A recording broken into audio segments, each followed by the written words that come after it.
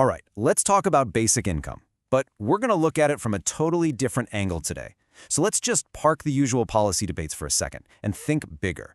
I'm talking about a fundamental upgrade to the operating system that runs our entire society. The first question that always comes up is, isn't this just a fancier kind of welfare? A new program to fight poverty, right? And look, that's a totally fair question, but seeing it that way is kind of like missing the forest for the trees. It is so much more than just another program. And the answer? It's a hard no. Calling it welfare is like calling a brand new operating system just another app. What basic income is really proposing is something way more profound, a complete rewrite of the invisible source code that shapes pretty much everything we do. So that brings us to the big idea for this whole explainer, thinking about basic income as a brand new social OS. Let's break down what that actually means. First off, a real quick refresher so we're all on the same page. Basic income is a system that gives a set amount of cash to every single person on a regular basis. And the key word here, the absolute game changer, is unconditionally. No hoops to jump through, no work requirements, no strings attached, period. And this is where it gets really interesting. See, unlike other social programs, BI isn't just another application we install to fix one little problem. No, it's a full system upgrade. It changes the very foundation that all the other apps in our society, from healthcare to education, have to run on. Okay, so to really get why we might need this upgrade, we've got to take a hard look at the system we're running right now. It's time to diagnose our, let's call it, our outdated operating system. For the most part, the OS our modern world has been running on is capitalism.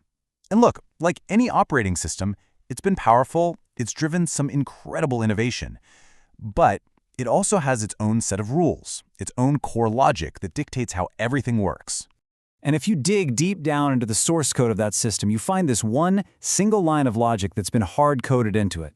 It's this unspoken rule that we all live by. Only those who earn money deserve to survive. Think about it. That one little line of code drives so much of our society. The competition, the stress, the anxiety. So you might be thinking, hey, what about our safety nets, pensions, healthcare, unemployment benefits?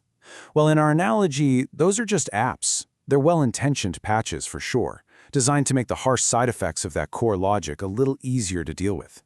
But they're still just running on top of the same old flawed OS. They don't change the fundamental rule. And this is where basic income flips the script. It's designed as a radical fix because it goes right after that core logic. This is all about what it could mean to be liberated. You can think of basic income as a kind of benevolent virus. Once you install it, it doesn't crash the system. Instead, it just quietly gets to work, rewriting the operating principles of society from the inside out. And the very first thing it does, it's huge. By guaranteeing that income for survival, unconditionally, the spell is broken. That deep, primal fear that we all carry around, that I must earn money or I will not survive, it just gets lifted. That's a massive psychological shift for everyone. And once that fear is gone, well, everything changes. We are finally freed from the obligation of simply working to survive. For the very first time, the default setting of society could change, freeing us up to genuinely choose how we want to live. The basic rules of the game are quietly rewritten. Okay, but this brings up the million-dollar question, doesn't it? If nobody has to work to survive, is anyone going to work at all? Well, to answer that, we actually have to redefine what we even mean by work. So check out this distinction, because it's everything. On one side, you've got labor. That's the stuff you do out of necessity, just for a paycheck. On the other side, you have work. That's the creative stuff, the community building, caring for family, learning, things you do for a sense of purpose.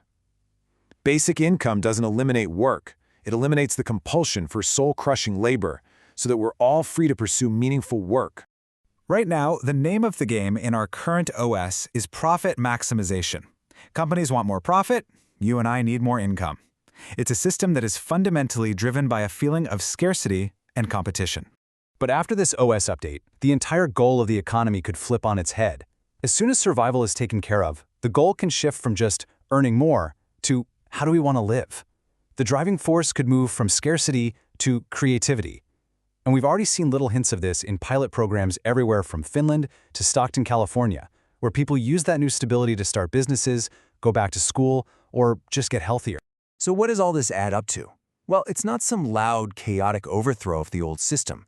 Instead, it's something much quieter, what you might call a stealth revolution. And let's be super clear here. We're not talking about some violent upheaval. Basic income is about a quiet, deliberate redesign of society's foundation.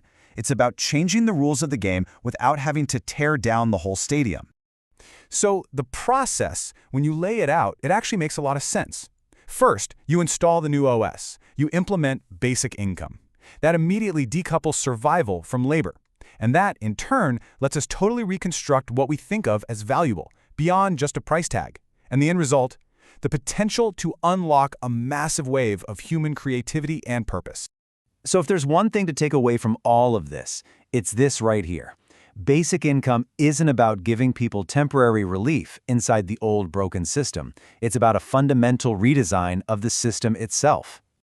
And that really just leaves us with one last question. And this one's for you. Seriously, think about it.